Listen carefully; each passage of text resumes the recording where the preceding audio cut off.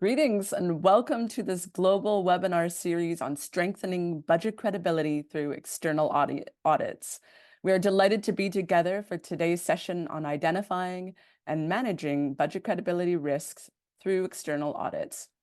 The series is jointly organized by the United Nations Department of Economic and Social Affairs, UNDESA's Division for Public Institution and Digital Government, DPIDG, and the International Budget Partnership in collaboration with the authors and contributors of Strengthening Budget Credibility Through External Audits, an Auditor's Handbook. My name is Claire Schouten, and I have the pleasure to moderate this virtual event today. The event is being conducted in English. The recording will be shared afterwards and will have inbuilt translation. I invite all participants in the audience to actively engage in the session by using the chat to introduce yourselves with your name, institution, and country. And please do keep sharing your questions, your comments, and experiences. We'll be tackling those questions during the session. As we strive to tackle global crises, strong oversight of government spending is critical. Supreme Audit Institutions, or SAIs, have an important role in ensuring a country delivers on its budget promises. Credible national budgets provide a roadmap to effective service delivery and to the achievement of the long-term national objectives, such as the Sustainable Development Goals. A credible budget is one that is executed according to the plan approved by the legislator at aggregate and detailed allocations. Budget credibility, it's about upholding government commitments and understanding why governments deviate from these commitments. It can be a key driver of effective service delivery and public trust in government systems. When government budgets are not implemented as planned, spending priorities can shift, deficits may exceed projections, and critical services may be compromised.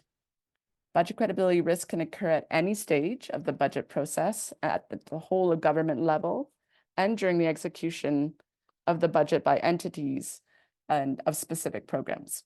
So in today's session, we're going to focus on budget credibility risks at the whole of government and program entity level and their interlinkages. We're building on the experience of different SAIs. We'll discuss how auditors can contribute to identifying budget credibility risks at the whole of government level and program level, and how these risks can be addressed to enhance budget credibility. We'll also provide some key recommendations to advance SAI work in this area. So let's begin. I now turn to Arantxa Guillen-Montero of UNDESA to give an overview of the handbook and introduce the webinar series. Arantxa, over to you. Thank you, Claire, and greetings to all of you joining us for this first session of the webinar series.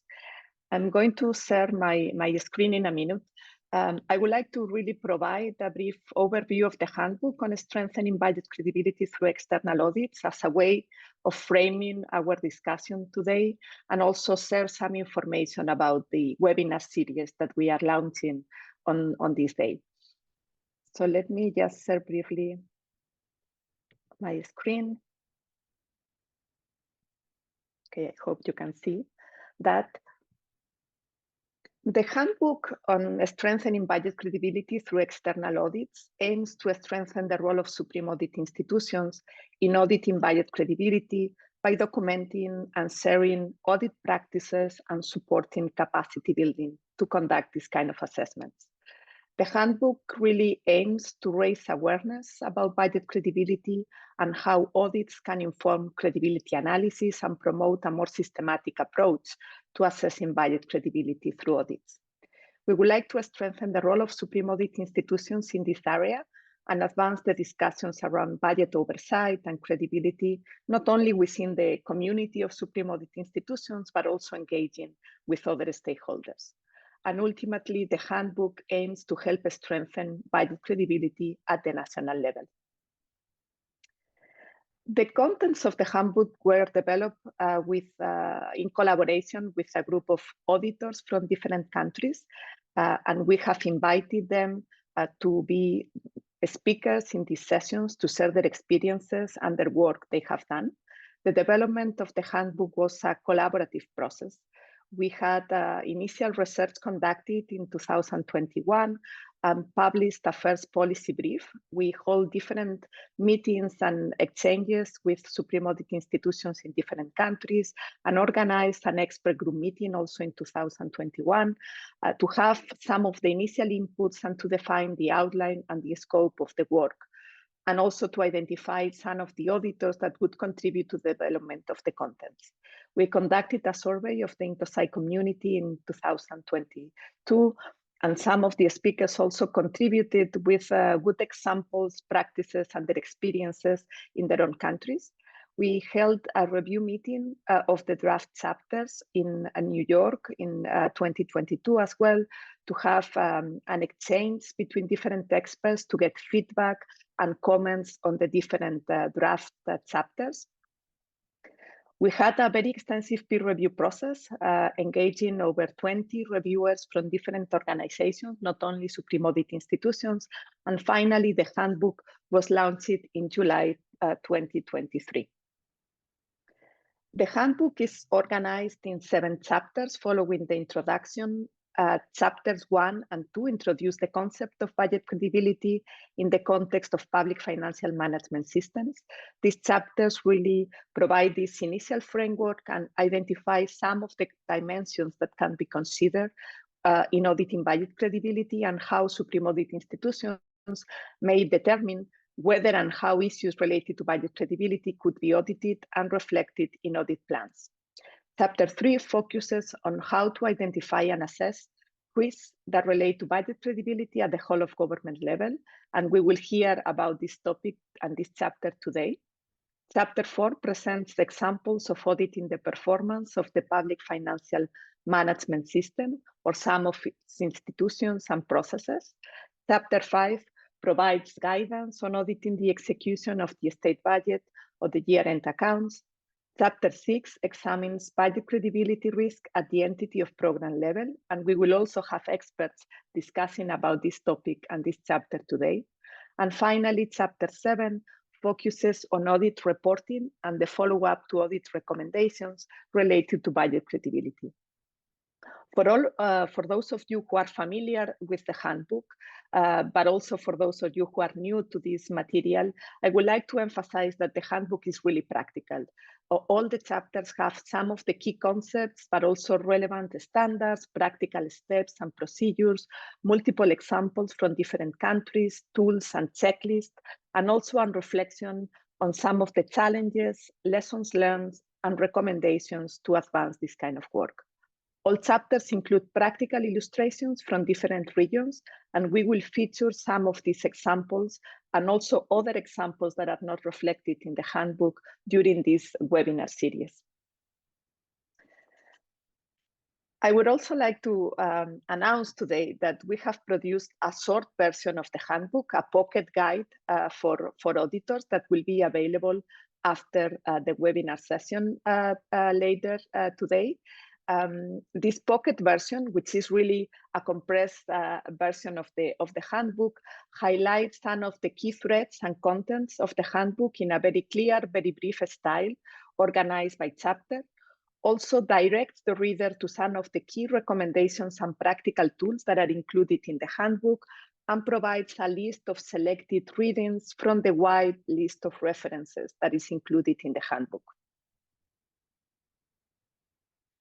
This webinar series that we are starting today is part of the ongoing dissemination efforts of the handbook, which have included, among others, the global launching, presentations at different events, the publication of an article in the IntoSci journal last December, and also we are working on the publication of the French and Spanish versions of the handbook.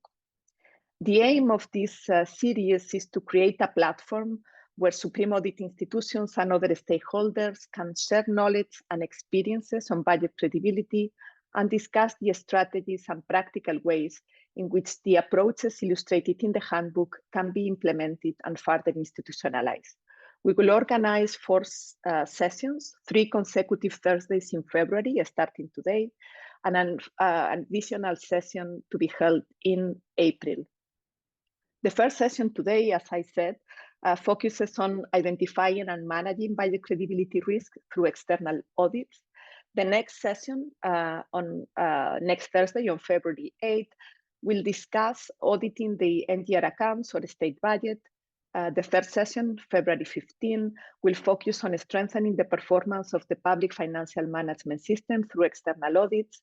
And the final session on April 11, which will be organized in collaboration with Intosai Development Initiative and the US Government Accountability Office, will discuss how to enhance the impact of audits related to budget credibility and some of the strategic considerations to take this work forward. Going forward, we would like to continue to support this work. We see the handbook and the pocket version of the handbook and all these materials related to the initiative as living documents that can be enriched with new experiences, with new practices. And this is an ongoing work and collaboration with auditors and with audit experts. We would like to continue to support knowledge sharing and learning and exchanges among Supreme Audit institutions and with other stakeholders, including through webinars. And we will continue also to engage with the Intosai community and support Supreme Audit institutions to integrate credibility into their planning processes and to conduct audits on budget credibility. I hope you enjoyed today's session and learned from the experts that are going to present, but also that you share your own experiences and ask your questions to our speakers. And of course, I would like to encourage all of you to join us in future sessions. Thank you very much. Thank you, Arantxa. It truly has been a wonderful collaborative effort building over the last 2 years and going now deeper into the content. So we're very excited about that. We'll now turn to hear from some of the practical experiences from SAIs around the world. So we'll now turn to Peter Oyomuganyi from the Office of the Auditor General of Uganda. Peter, over to you. Thank you, Claire. Just share my presentation.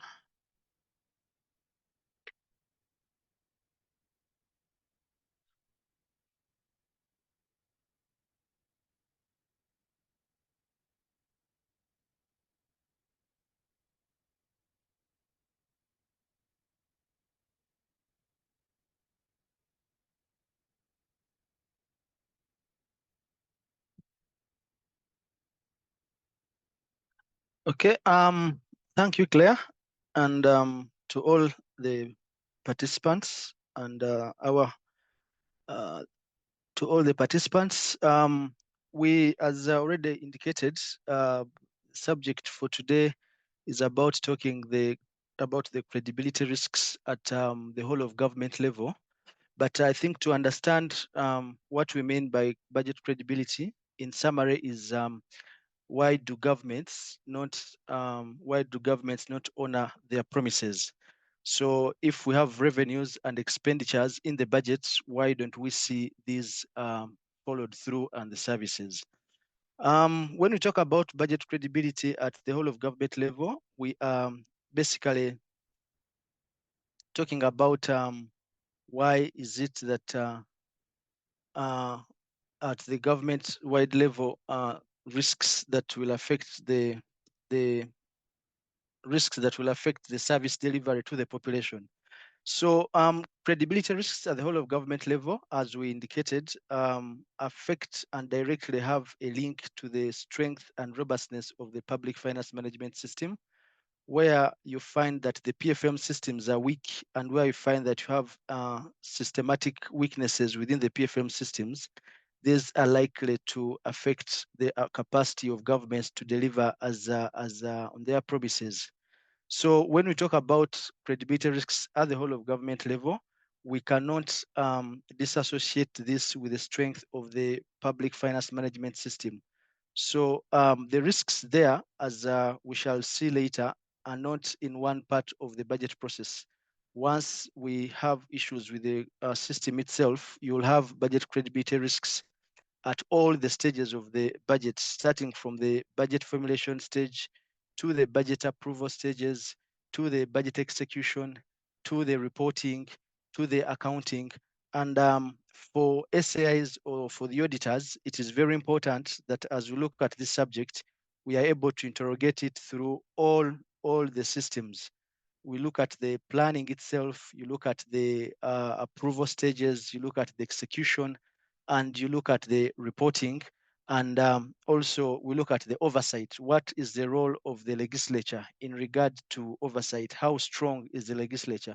Once you have a legislature that is not performing its function, then you'll see these credibility risks coming through, and then you'll see governments literally failing on their promises. The handbook provides details and very numerous examples of some of the credibility risks at each of the stages of the budget process. But for the sake of this webinar, I just share with you some of the examples that we talk about when we talk about budget credibility at the whole of government. If you are an auditor, if you are a citizen, if you are a stakeholder, what are those things that point to credibility issues within the budget, but at the government-wide level? We can start with, for example, at the formulation of the budget. How realistic are the revenue and expenditure forecasts? Are we seeing exorbitant or inflated forecasts for the purpose of showing that, for example, government has the capacity to collect revenue, or we see that the revenue projections are actually realistic given the prevailing economic situations? For example, during the pandemic, the COVID pandemic, we should have seen changes in the revenue forecasts because of the effects of the pandemic. But if you see a scenario where government still tells its citizens that we are able to perform the way we were performing before the pandemic, so as a stakeholder, as an auditor, as a citizen, the question is, are we being realistic? Are these revenue forecasts and expenditure forecasts actually correct? Still at the budget formulation, we look at the risks of, you have what we call the long-term planning frameworks. You have national development frameworks, you have a national policy agenda, you have a national development agenda. How do the annual budgets fit in these long-term planning frameworks? Where you have a significant misalignment, you are likely to find that the promises that government is making actually are not fulfilled. You're likely to find that the annual budgets are saying something different, and yet the long-term frameworks are saying something different. So the moment you can't align and map the long-term budgeting frameworks to the annual budgets, then you're going to have issues within the credibility of the budget. Still, this goes hand in hand with the SDGs. Of course, we know that as a global village, we committed to achieve the SDGs. So we should see the annual budgets of these countries aligning to the achievement of the SDGs. So where you see a country is committing to achieve a certain SDG, where you see that the annual budgets are saying something different, the issue is that at the end of the day, the promises that government made towards the achievement of these SDGs are actually not going to be met. And those are the credibility risks that we see at right from the point of how the budgets are formulated. A very common credibility risk at the point of formulation is that you see in some instances, the legislature is actually delaying to approve these budgets. I'll give you an example. If I have a 12 months time lag to implement activities, I should have this budget approved as soon as possible. But if I start the audit year or the financial year and 2-3 months into the financial year, the legislature has not yet approved the budget, you're likely to find that the promises within that budget in terms of projects, in terms of services, are going to be affected by the delays by the legislature to approve these budgets. So at the point of formulation and at the point of execution, you're likely to have these challenges. We have what we call the unapproved and of budget activities. You have activities that are not within the budget, but again, you find the executive is actually implementing these activities. What that means is that you're moving resources from the approved activities in the budget, and then you're using it to implement these activities that are actually off budget, that are not in the approved budget. And what happens is that the activities that are in the approved budget are going to be suffocated. And those promises, those projects, those services from the approved activities are not going to be achieved by the citizens. We have financial indiscipline of the executive. I think this is something that is very common. You have supplementary expenditures. You have unapproved increments in expenditures. You have wastages within the system. Once we have once we have evidence of this, they're likely to affect the credibility of the budget at the whole of government level. Supplementary expenditure that, for example, should not have been incurred means that you're going to incur a lot more resources to do an activity for which probably you should have not done, or you're going to have to divert money from another area and suppress it so that you have resources to implement the supplementary expenditure. And what that means is that the activities for which resources were initially approved are not going to be implemented. So where we see budgeting disciplines, especially from the part of the executive, it should ring a bell in our minds as citizens to the level of credibility of these budgets. We also look at how effective and how robust are these systems of reporting. Of course, we know the executive, once resources are provided, the executive goes ahead and then implements activities as planned. But then how do you report to the citizens? Do we have transparency in the way we are reporting about the performance of the budget? Do we have access as citizens in the information that we need to look at the performance of the budget? How easy is it for the citizens to look at to access this information? Once you have ineffective reporting and accounting systems, it should raise a question. How credible is this budget where just the information, the reporting systems, the accounting systems are not credible enough?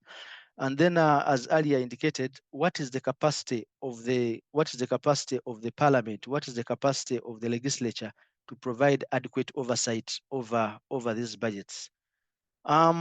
We also want to look at the linkages between the credibility at the whole of government and the program level, because the execution itself doesn't take place at the whole of government. What takes place at that level is basically the planning, the forecasting of revenues, the high level planning for expenditure.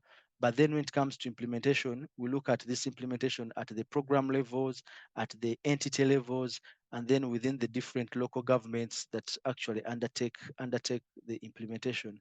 So once you have issues at the planning, or once you have issues at the government-wide level, this is directly going to affect the performance at the program level. If your revenue was overstated, or you over forecast your revenue, when it comes to implementation, you'll actually not have that revenue. So what happens is that because your revenue is overstated, your expenditures are also likely to be overstated. And at the point of implementation, you are not able to implement these programs simply because the revenue that you thought you'd use actually didn't come through. So the bigger the risks at government-wide level, the bigger the risks at implementation level. We also see that once you have systemic weaknesses within the system of the PFM management that actually give you credibility risks at the whole of government, you're likely to result into challenges and issues within the execution, which happens at the program level, and the services in there that you have promised are likely not to be achieved. And also, if you look at the legislative arm of government, once that function is weak, of course, the executive will take advantage. And that's when you start seeing things like diversion of resources from one program to another without seeking authorization. And then the effect of this is that at program level, you start having effects in regard to the budget performance at program level. So for us to actually have a credible budget, at the program level, we need to first address the risks at the government-wide level, because the two are directly linked. So what has been the contribution? Peter, sorry to, Yes? if you could wrap up, please, that would be great. Okay. So what has been the contribution of SAIs to address credibility risks? Yes, we know as SAIs, we are mandated to do a number of audits. But through the routine audits and follow-up, we should be able to evaluate the budgeting systems, and then we should be able to point out these weaknesses to the stakeholders for redress. We should be also able to assist the PFM system stakeholders, for example, the legislature, in understanding their roles, highlighting their challenges, and through our recommendations, we can have changes within the policies of government and the policies of the executive to find that the next budgets are actually more credible. I'll just wrap up with just a few examples that we have done as SAI Uganda.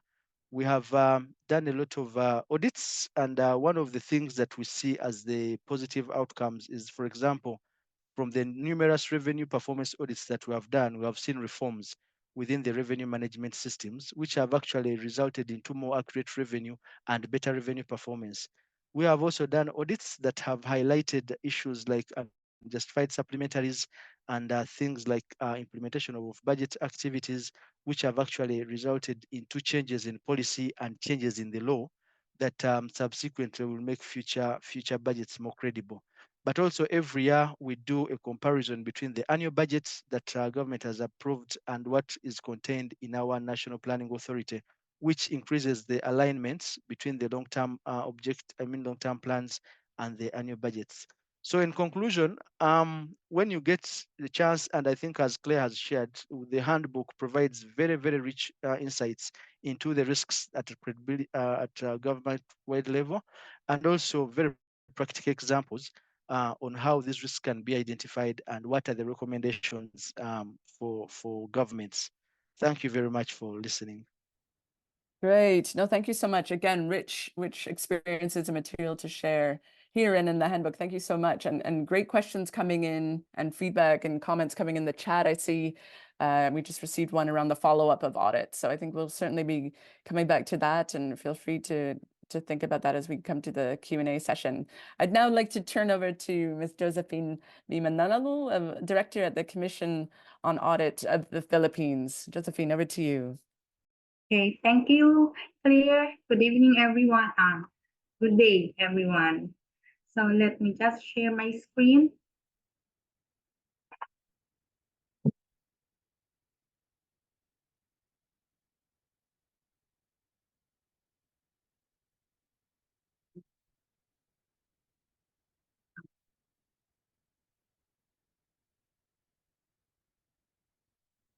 Okay, good evening, everyone.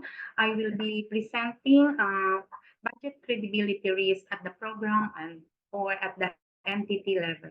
So after Peter discussed earlier the credibility risk at the whole of government, now I will be presenting some points of budget credibility risk at the program or entity level. Okay. What are the main indicators of credibility risk at program entity level? Credibility risk at program entity level often manifests during the budget execution phase. Of course, after the entity or an entity receives their approved budget to implement a specific program, there are factors that can be considered at this level. One is management capacities and procedures. There may be lack of guidelines or regulations on how to implement or how to utilize budgets at the program or entity level. There may be a risk of systems and legal framework, absence of systems and legal framework. Okay, next is documentation of expenditures. Of course, in the implementation of a program after receiving the budget, the entity is expected to execute the program with appropriate documentation so that this will document how the programs are implemented and how the budget are utilized to implement this program to achieve its objectives. Another is estimation of cost or spending.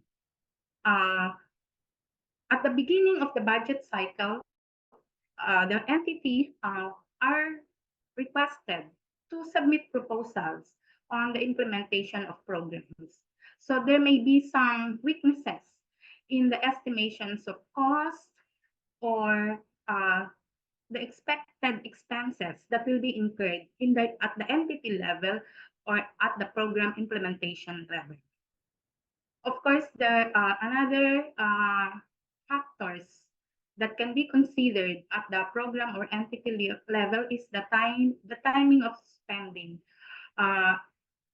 The defined timelines on the execution of the programs at this level could have been underestimated. So that could be the possible indicators of credibility risk at the program or entity level. Of course, generation, capture, and management of performance information. The whole of government, before budget preparation of the coming year, should have appropriate information and data on how programs are implemented at the entity level or how are budgets expended at the entity level. So if there are no guidelines or framework on how to generate this information, there may be some lack of guidance for the whole of government to prepare a correct budget at this end. Okay. What are the interlinkages between budget credibility risks at the whole of government level and at the entity program level? Peter earlier discussed what are the budget credibility risks at the whole of government. How are these linked to the entity or program level? As I stated earlier, budget cycle begins with the whole of government planning for the budget of the coming year. Proposals, estimates, sometimes are requested from the entity and program level. Okay, so fiscal policies, strategic plans, and adequate macroeconomic and fiscal projections.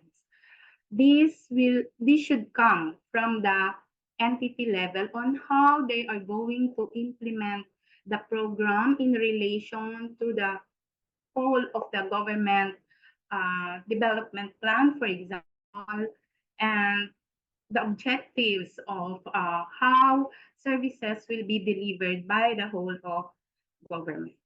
So that would be the link, a very important link between credibility, budget credibility at the entity or program level with that of the whole of government.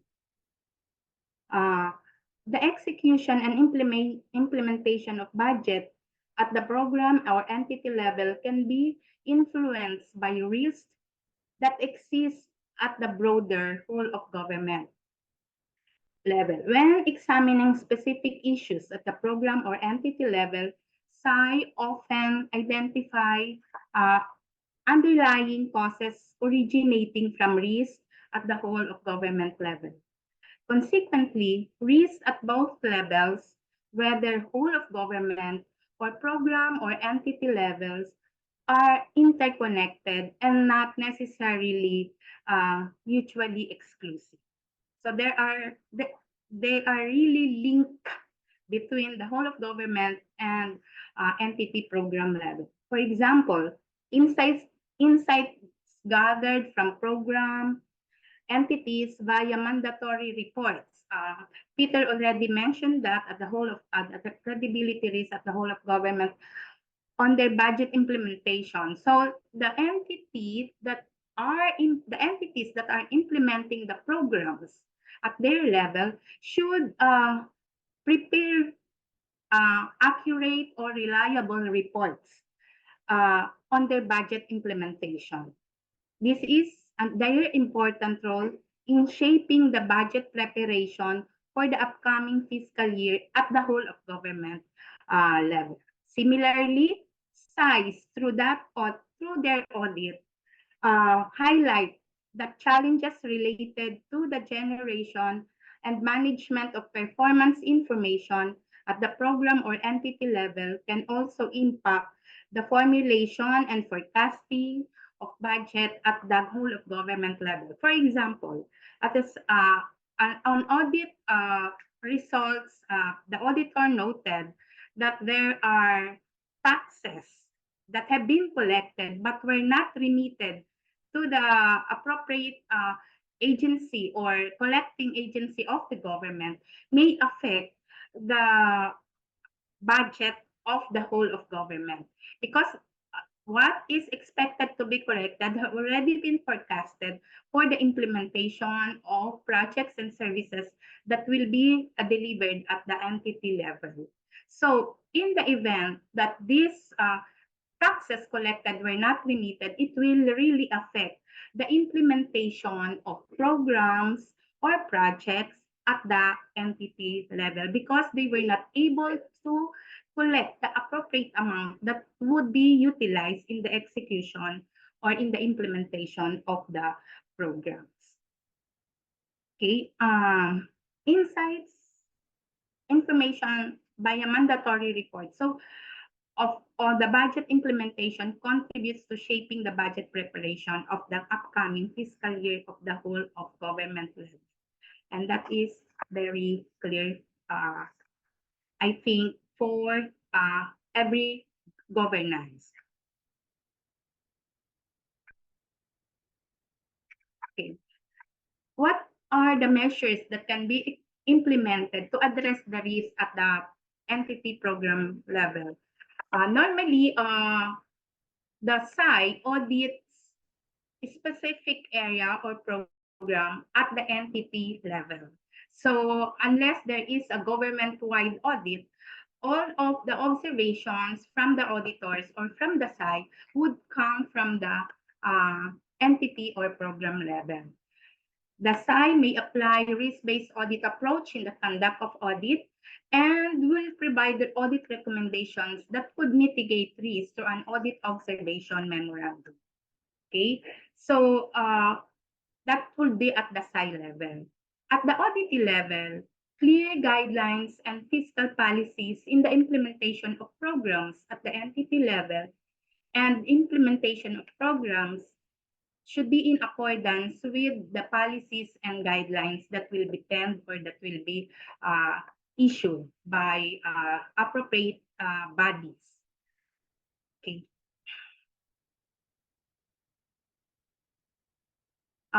What were the positive impacts in the case of our SAI Philippines, when it comes to contributing to determine budget credibility risks? Of course, SAI Philippines, our SAI stresses the significance of PFM knowledge, allowing auditors to identify potential risks to budget credibility. Public financial management, of course, as we know, plays a very important role in mitigating budget credibility. SAI Philippines issues recommendations I have earlier mentioned to enhance budget credibility to its auditee. So we identify what are the common, what could be the observations or weaknesses of the auditee, and the SAI Philippines recommends so that this will be mitigated by the auditee. We also engage stakeholders and adopt citizens' participatory audit to determine whether programs and projects are really implemented and are being received by the real beneficiaries or the recipient of the deliverables of the program. Okay.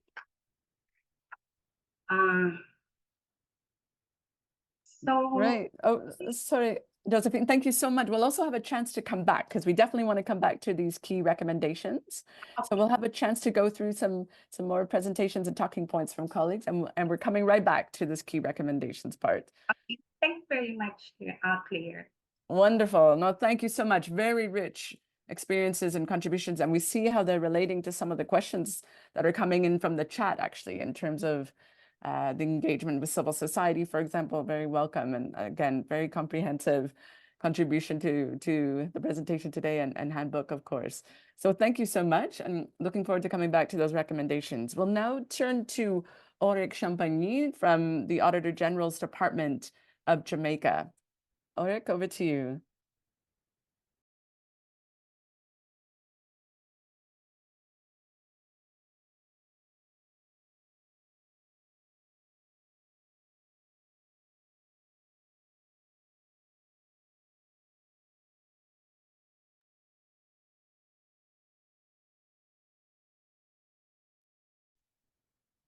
Sorry.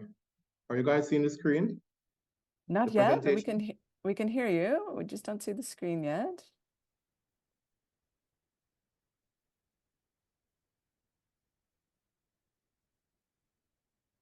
Great, we can see your screen now. Just need to put it in presentation mode. That's great. And thank you to all for the questions that are coming in for the chat and the Q&A. These are great questions. We're looking forward to tackling those. Ulrich, over to you. Okay, thank you, Claire. Good morning, everyone, from wherever you are, or good afternoon from wherever you are around the world. I want to thank the IBP and UNDESA for this opportunity to present on the topic of budget credibility risk, highlighting Jamaica and SAI Jamaica's experience.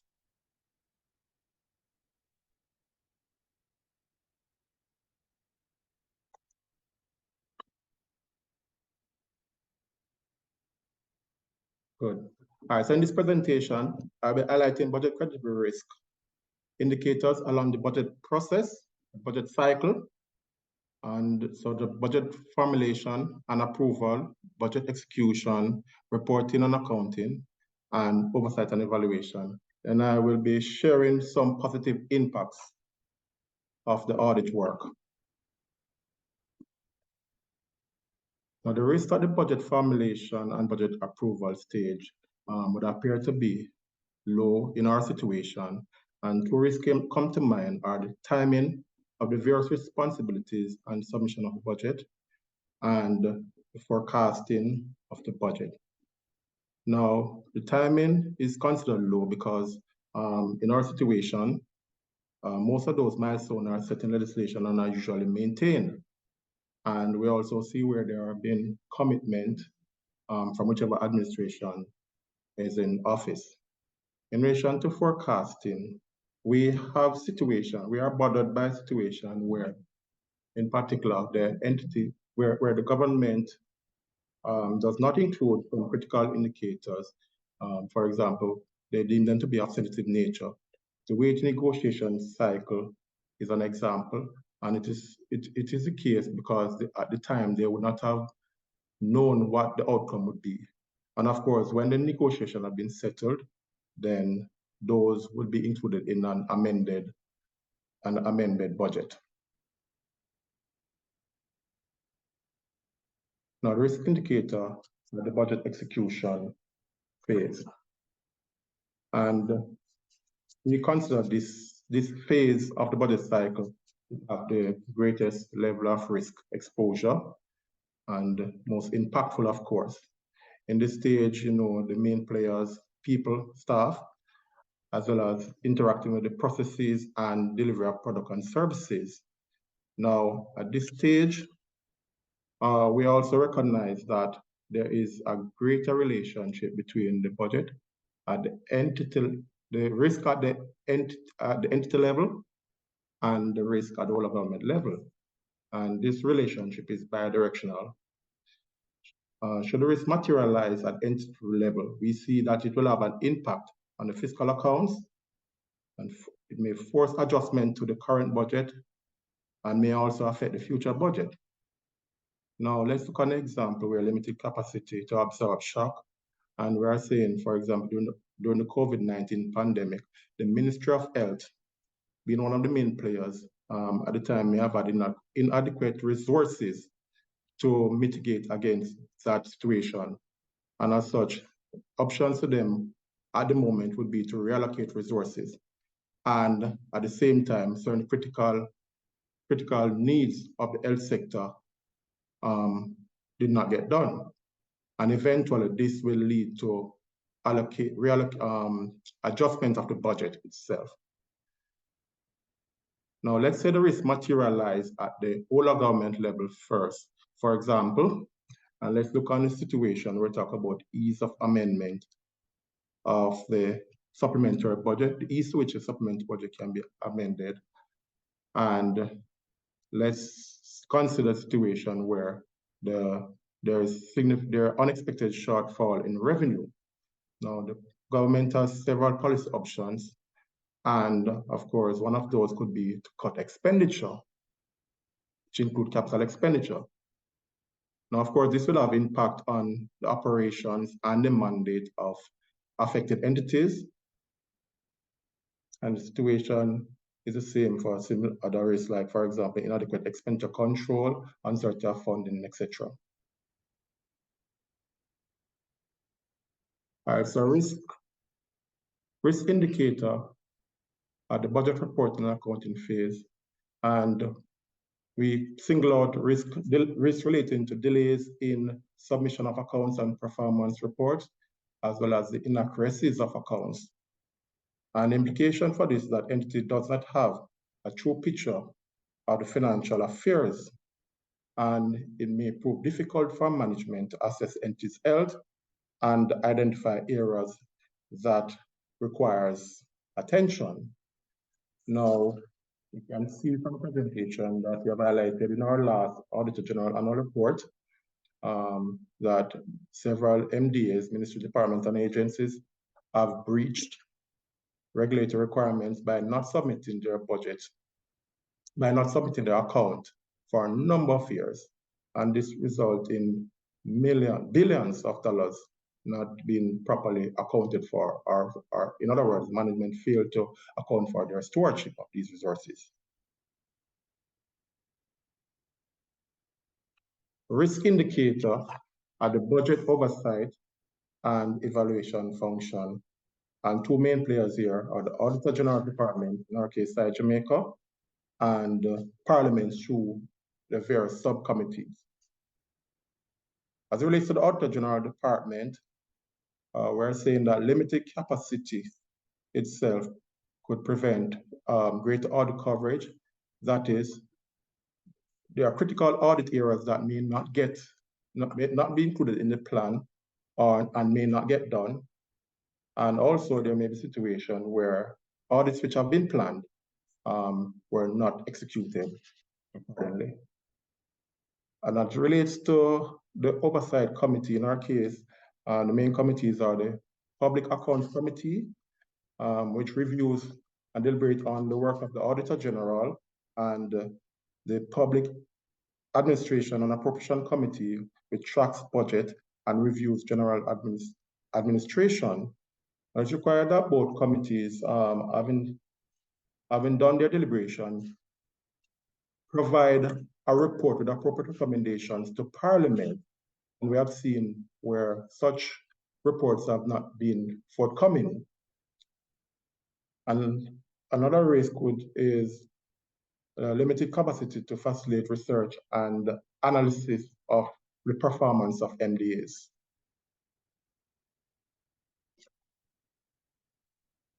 Now, what are some of the positive impacts of the audit? One, greater stakeholder awareness and engagement. We have cost savings and improved efficiency. And of course, when we have get rid of the bad practices, those funds will be retained. Those bad practices which result in losses, those funds will eventually be retained, and improved efficiency also synonymous with cost efficiency. And of course, persons being held to account akin to those persons which have been involved in bad practices. And of course, development and enhancement of government policies and guidelines. And an example that comes to mind with the amendment of the corporate governance framework, where the board composition and appointment, the process involving board composition and appointment have been strengthened, and discretion has been removed, so to speak. Thank you. Great, Ulrich. Again, very comprehensive insights into the risks at all levels, and some of the ways that we can assess those risks and progress against those risks. So great examples, and of course, very important highlights from the health sector and other areas. And I think we've all faced some of these budget credibility challenges in the context of crisis like COVID. So thank you for sharing those insights. Thank you for all the questions coming in, the comments, feedback. We'll get back to them shortly. We now want to turn to Maria João Caldas of the Court of Auditors of Portugal for your remarks. Over to you.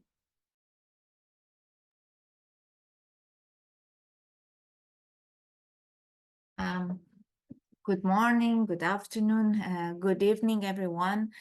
Thank you, Claire. I want to thank for the invitation to speak at this webinar.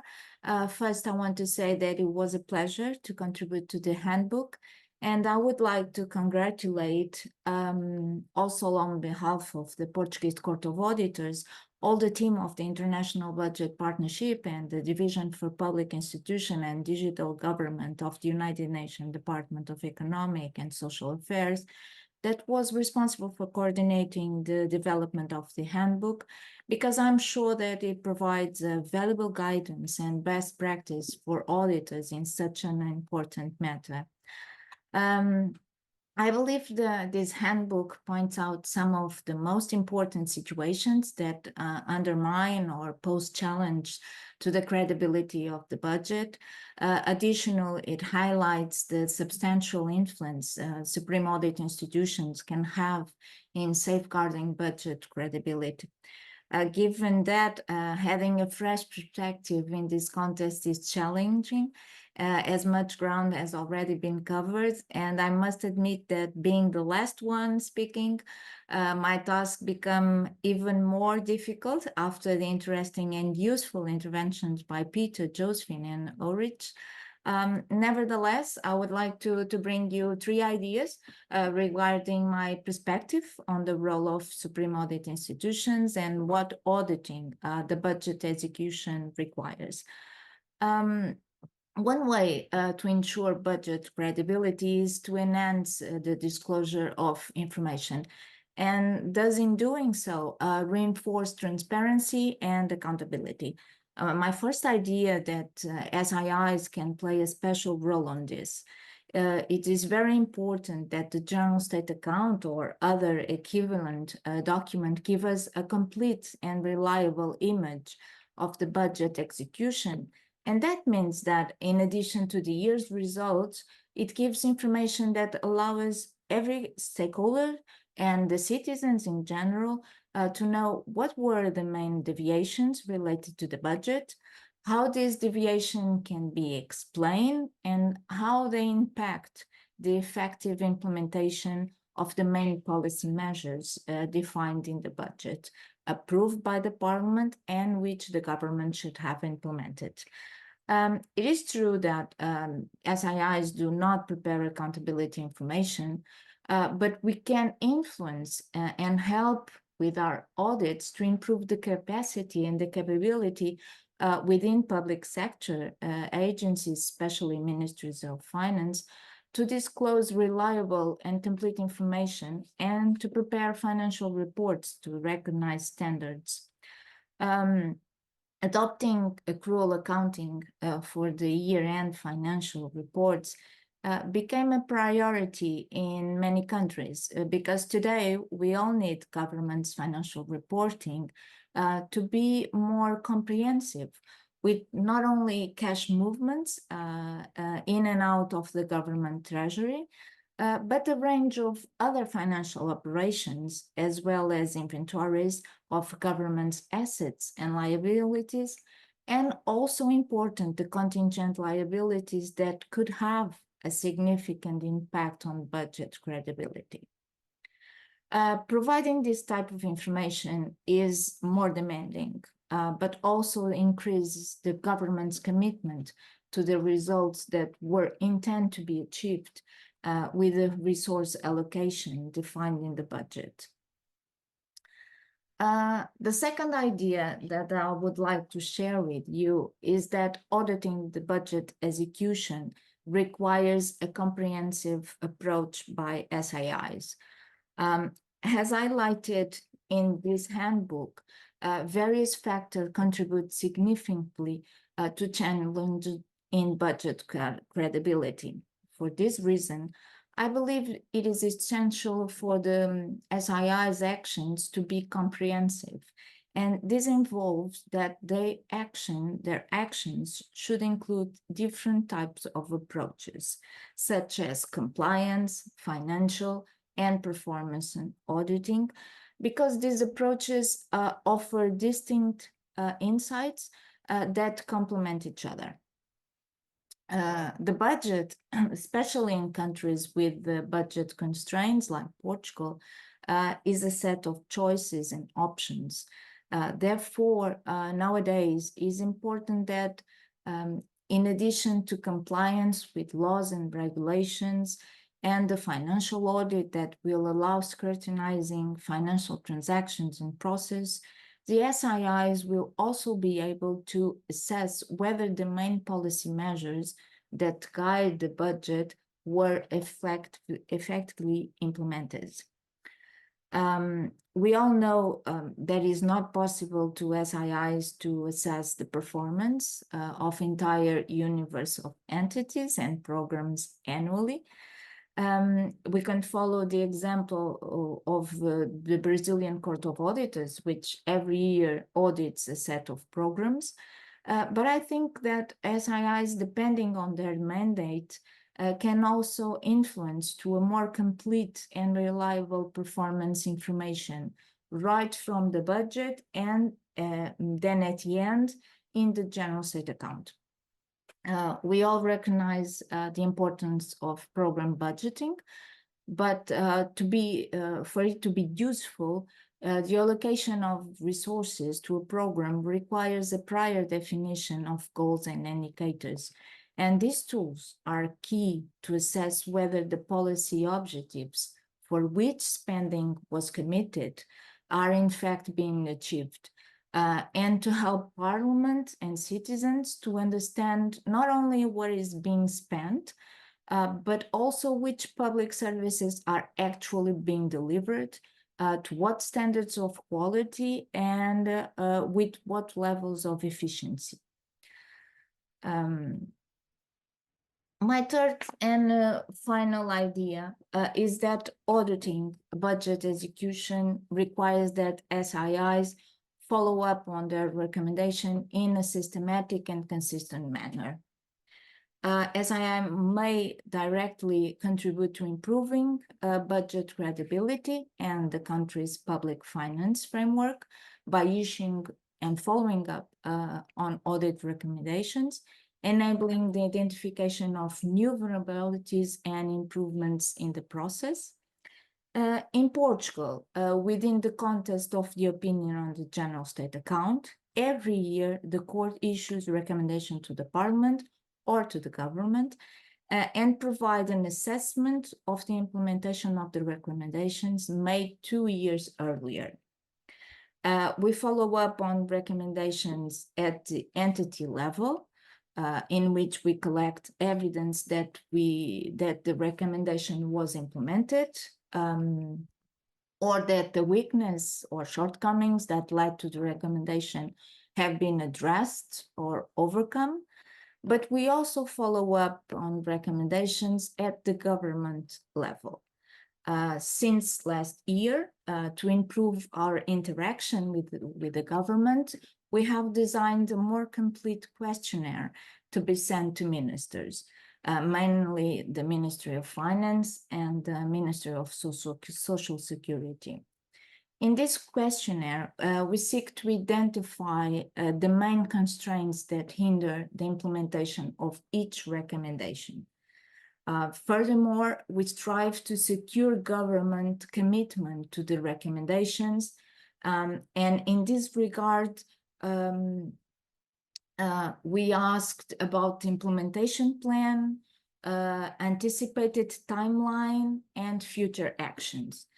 We believe that this type of procedure not only gives greater importance to the court's recommendation, but also help us to improve the formulation of the recommendations to keep them relevant and timely.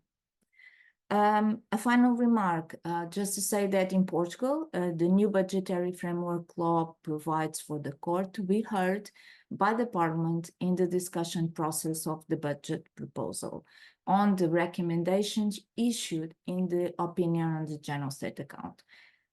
In this hearing, the president of the court and the member of the court responsible for the opinion emphasize the most important recommendations and also those that could lead to improvements in the budget law under discussion. That's all for now. Thanks for your attention. Great. No, thank you so much, Maria João. Again, very rich insights for all of us to think about in terms of the laws and policies, the frameworks, the follow-up for us to think about. So again, very helpful. I wanted to come back to some of these points that are coming into the chat and the Q&A. We've had some important questions around follow-up. So there was a question specifically for you, Peter, around the coherence of following up to recommendations, ensuring that that feeds into the budget and political process. More of those examples around SAI and civil society collaboration or citizen engagement to tackle budget credibility. We have some interesting political considerations and the role of parliaments, both to enhance, but also sometimes they undermine credibility with their pet projects or liquidation certification. And then finally, thinking about the role of external audits and coming back to that point around really helping improve budget planning. So I just wanted to give a few minutes to you all before we come back to the specific recommendations and takeaways. But Peter, perhaps I can come back to you on the follow-up of audits and any other points about those questions that you'd like to raise, and then over to Josephine. Peter, over to you. Thank you, Claire, and fellow panelists. When it comes to recommendations, I think what happens is at the end of every audit, the SAIs will give recommendations depending on what gaps or what weaknesses have been observed from the audits. Of course, we expect that the implementation of these recommendations should help improve the system. One of the things we do to follow up recommendations is that when we come for the next audit, the first thing we do is to check on the recommendations that were given in the previous audit. To what extent has the executive been able to actually put them into implementation? Two is that once the reports are also submitted to the legislature discusses these reports and then also makes recommendations. So in every cycle, there's something we call the Treasury Memoranda, where we come back and see to what extent has the executive implemented the recommendations of the legislature. So this back and forth checking just keeps the pressure on the executive to keep improving recommendations, both from the SIs and also from the legislature, which eventually improves the system. Great. No, thanks so much. Again, it's really interesting to hear how you're all tracking and following up on these recommendations and different ways to do so with different stakeholders. That's great. Josephine, perhaps we can come back to you on some of those questions around the collaboration between SAIs and civil society. You're touching on the participatory audits, for example, and also, yeah, that question around parliaments. We did receive a specific question from the Philippines and the role of parliaments and politics in budget credibility. Okay. For SAI Philippines, we use the auditor or the SAI request management to provide the auditor an action plan on how to implement the recommendations. Of course, in the General Appropriations Act of the Philippines, we are required to specify the percentage of the implementation of how many recommendations were implemented. And this becomes one of the bases to measure performance of each and every agency. As for the CSOs or the involvement of the citizens or the NGOs and POs in our audit, we have incorporated in our audit process a citizens participatory audit where we engage NGOs and POs to collaborate with us how the programs are being implemented at the lowest level. So the recipients or the beneficiaries of the programs or projects of the government are being reached out through the citizens, through the NGOs and POs.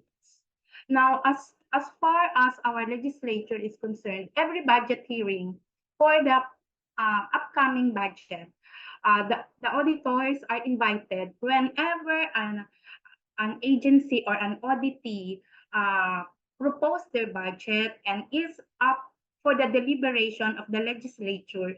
The auditor representative from our side is present because some points that are included in the audit report are being asked to the auditor who conducted the audit before the legislature finally passed the audit of an agency, of a specific agency or an audit.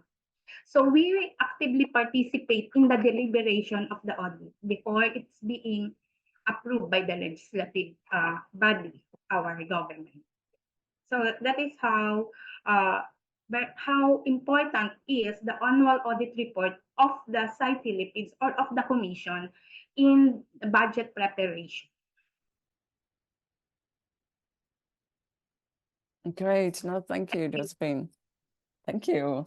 Perhaps we can turn to Ulrich to share some of your insights on these different sort of questions that are coming up around sort of the follow-up. You were highlighting some of the impacts. That's very helpful. Perhaps some more examples you have of collaboration or engagement with other stakeholders in the process, and how you were seeing. You mentioned some of these challenges around sort of shifts in funds or corruption challenges. Perhaps you can speak to some of the sensitive issues there as well. Over to you, Ulrich. Okay, thanks again, Claire. All right, so as it relates to stakeholder engagement, yes, we have seen improved stakeholder engagement in recent times. In fact, it's part of our approach now, where we invite stakeholders to participate in the process. Whether it be just to contribute to a particular work, critical among those would be like when we do audit at entry level, we do focus group, invite experts. We also have situations where we invite complaints, and those complaints could form part of ongoing audits or could be considered for specific standalone audits itself, so to speak. So, and there have been more discussions around issues in government as a result of our work, right? As it relates to the Parliament, Parliament undermining the process, as Parliament, being the main legislative body, we're seeing two situations where Parliament can help or undermine the process. For example, I'd mentioned about the ease to which Parliament can amend the budget. For whatever reason, Parliament may decide to amend the budget. Why? Because they can do so. Simple. And in the last several years, we have seen, certainly the last 2 years, we have seen where the budget has been amended 4 times, and on a number of occasions, multiple times throughout the last several years and so on. And of course, Parliament also have the ability to pass laws to strengthen not just the PFM system, but also to strengthen the operations and activities within the MDAs. And that is something that we expect them to do this one. Yes. Great. Can I just Peter, probably please, yep. submit on the contribution of sure. Josephine and Ulrich? When it comes to the legislature, I totally agree with what Josephine says. You see, Parliament as an institution has the capacity to either approve, allocate, or probably stop a project. So where you have a very strong parliament, where you have parliamentarians and a legislature that is committed to accountability, you're likely to have that very sound voice at the top. And the message from the legislature actually affects almost the whole PFM system. So where I find that the parliament is actually very strong in terms of legislation, in terms of oversight, in terms of follow-up, you'll find these vibrations coming across the entire PFM system. And also, when it comes to the civil society, I'll just share an example is that we have a very, very vibrant civil society in Uganda. So once, for example, the budget is approved or is read by the minister, you'll find the civil society doing a lot of analysis, which program has got what, which is priority, what are our priorities as a country. Now, these things feed into the audit planning. These things help us to scan the environment, and they help us to point to areas where we should go in as auditors and say, oh, there's a problem here. Oh, there's a service delivery issue here. And that's also one way we engage with the civil society. Great. No, thank you. I think we've seen interesting examples of how civil society can help with audit planning, audit investigations, the follow-up of audits. So that's great. I want to turn now to Maria João as well. There's also another question that has come in around making it mandatory to audit subnational government, so local government.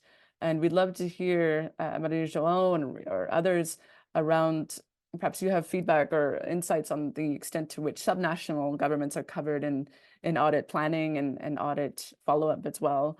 I think there's interest from everyone on the webinar around some of these good practices on audit follow-up. So we'll certainly be documenting those as well. But Maria João, over to you. And then we'll hear from all of the speakers on sort of key recommendations and takeaways.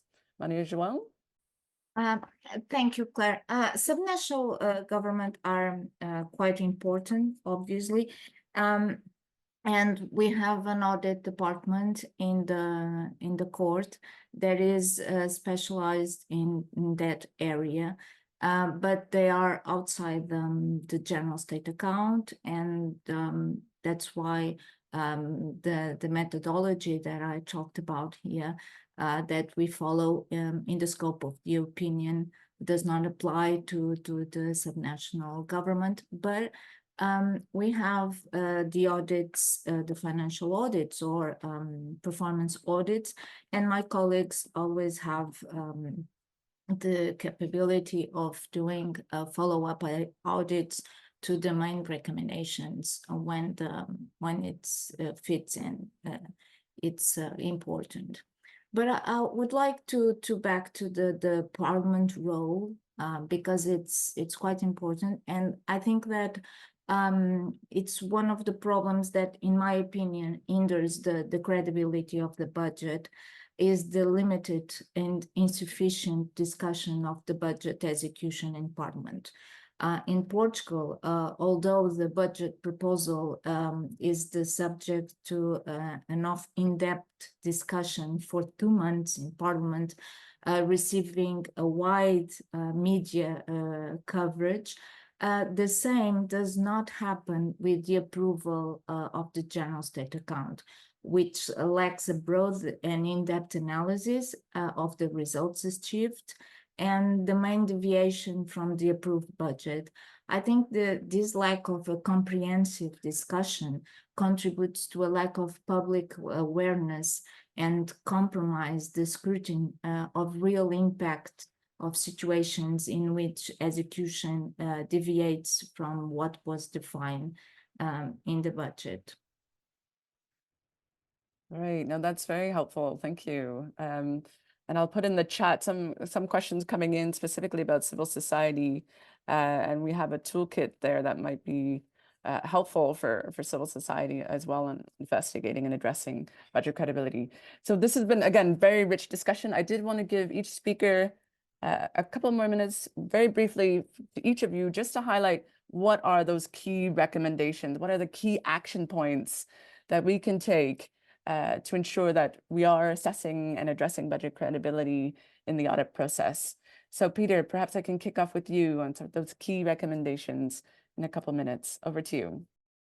Okay. Thank you, Claire. For me, my takeaway is that one is that as the Supreme Audit Institutions, we exist to see that government is actually delivering services to the citizens. The taxes that citizens pay, the resources, the debt that governments borrow is primarily for the delivery of citizens. Now, without credibility in the budget, then you can't talk about service delivery. So as SIAs, as citizens, as civil society, the issue is we need to make sure that the annual budgets are credible. And the credibility, as earlier said, it's at all the stages. It's at the planning, it's at the execution, it's at the reporting. And this is where we need to keep governments, we need to keep the executive on its toes. And also, maybe as Josephine indicated, is that what you see at the execution, if things are not going well at the level of execution, it's not that the problem is there. The problem is much bigger, and we need to look at it holistically. And I think the handbook addresses all these aspects. I will encourage everyone on call to get a copy of the handbook. Great, Peter. No, thank you so much. Important recommendations. Josephine, over to you. Okay, thank you, Claire. Our takeaway is that in order for us to really conduct audit and help the government in ensuring budget credibility, is that one, the SAI should consider including budget credibility in one of their audit focus. And then another is continuous capacity building for the auditors. Learn about the budget process. What are the risks that goes with the budget process, from planning to execution and monitoring, in order for the auditors to provide a very significant audit recommendation for implementation of the auditing, because uh, success in transparency and accountability of budget is not is should be collaborated, or the SAI and the auditee, or those that are implementing the budget, or should be hand in hand in ensuring that the budget are being expended in accordance with the programs and projects of the government. Um, of course, continuous knowledge sharing with other SAIs, uh, keeping references, referring to the budget credibility handbook, referring to the experiences of other SAIs, who can also help the SAIs to conduct a very good audit and provide a very good recommendation for their auditees, and eventually for the whole of government of their country. So as we say, mutual experience benefits all. So we should keep on sharing with each other experiences and how we conduct audit and how this improve the budget process and budget credibility in our own country. Thank you, Claire. Thanks, everyone. Great. No, thank you. And again, I think a lot of interest in those different links which are included in the handbook. Very exciting to see how capacity building is being integrated in the regional plans as well as ASEAN SAI. Very interested to hear how we can further collaborate with others on institutionalizing in the audit process, piloting, learning together, expanding that in the inter-SAI community. No, thank you so much, Josephine. Ulrich, over to you in terms of some of the key recommendations you have. What are the key takeaways for you on this work? Over to you. Okay, thank you, Claire. All right, so my key points are summarized as follows. So to plan and conduct audits that more incorporate budget credibility assessment and risk, because what we have been doing in the past is not really consider budget credibility risk, but now we need to put a little more focus and emphasis on this area. It's a critical area. And since we have noticed greater stakeholder awareness and engagement, we should continue to capitalize on this. And of course, I mentioned about use of focus group, which have proven useful at the entity level, at the planning stage. And we know valuable insights have usually been provided. And of course, coming out of audit provides smart recommendations and to do follow-up audits. Next, to ensure that SAI upholds applicable laws and auditing standards. And to add to this, adopting the SAI Handbook on budget credibility. And of course, this book details various ways in which the budget can be assessed at both the whole of government and the entity level. Next, to ensure development of human resource capacity through effective training and recruitment mechanism. And of course, you will notice from these examples that these points are really quality management measures that are necessary for any type of audit and not just budget credibility. Looking at budget credibility assessment not be viewed in isolation, but merely an extension of the works that have already been undertaken in the SAI. Thank you.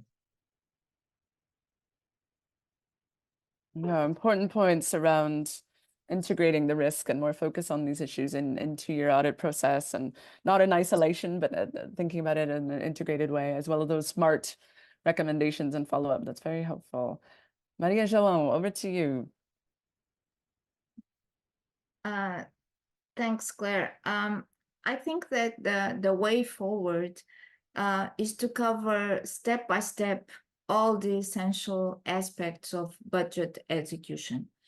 Not only the obvious matters like arrears, debt, or reallocations, but some other aspects that could have a great impact in budget credibility, like the consistency of all planning and execution documents during the whole process, like the tax expenditure that had a growing importance in budgetary and in great impact, and like contingent liabilities, like warranties. I think we will have no shortage of material to audit. And we have to understand that this is a task, a challenging task, and the budget credibility is affected by various factors, and we have to work in all of them, not at all at the same time, but perhaps we can give attention to some other aspects that can have a great contribution in the overall assessment of the budget education, budget implementation at the end of the year. Excellent. Again, you've raised some critical issues around the debt and the transparency and reporting on those issues, around arrears, around contingent liabilities, of course, tax expenditures, critical issues on the public finance agenda. And thank you for raising them, and that the importance of consistent and detailed reporting from planning through to execution and auditing. So thanks so much. I think, Claire, just a final idea that transparency, it's the key for accountability.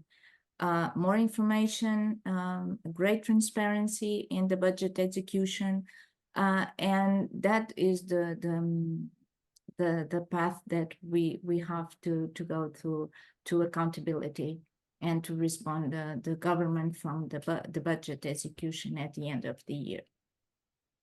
Very important point. I think we're all united in that interest in transparency and accountability. No, thanks so much. Arantxa, I want to turn to you, your key recommendations and takeaways, and following this rich discussion. Thank you, Claire. There is not much that I can say after our panelists, but I would like maybe just to highlight a couple of more general points at the end of this first session. I think the first one, the first recommendation would be actually to continue to take this practical approach when we talk about external auditing.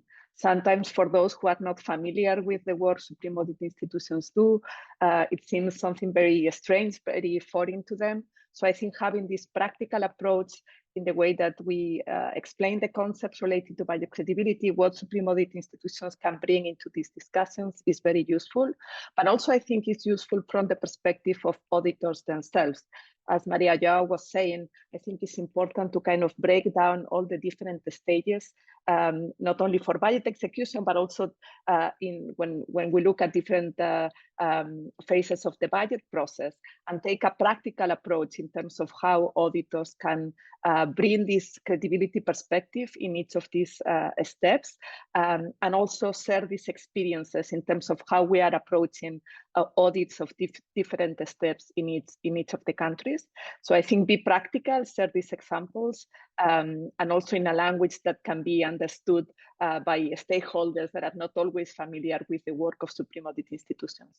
And the second action point actually would be to continue this kind of exchanges. I think the session today showed the value of sharing the experience from different countries, different regions, to identify some of the commonalities. There are many challenges, many of the risks to budget credibility are similar, but of course different in terms of how they play out in different contexts. So I think there is a significant value in bringing these different perspectives and having this type of conversations among auditors, among Supreme Audit Institutions, and also with others. Thank you, Claire. Wonderful. No, thank you so much. We want to thank everyone who's participated in this webinar and previous activities that we've done together in the development of the handbook. More than 30 institutions were involved in developing that through authorship and peer review, and many more who participated in various activities. So thank you very much. This has been a very rich first session in the webinar series on tackling budget credibility and how we can assess and address it together. I'll put in the chat, we will be sharing the recording after this session.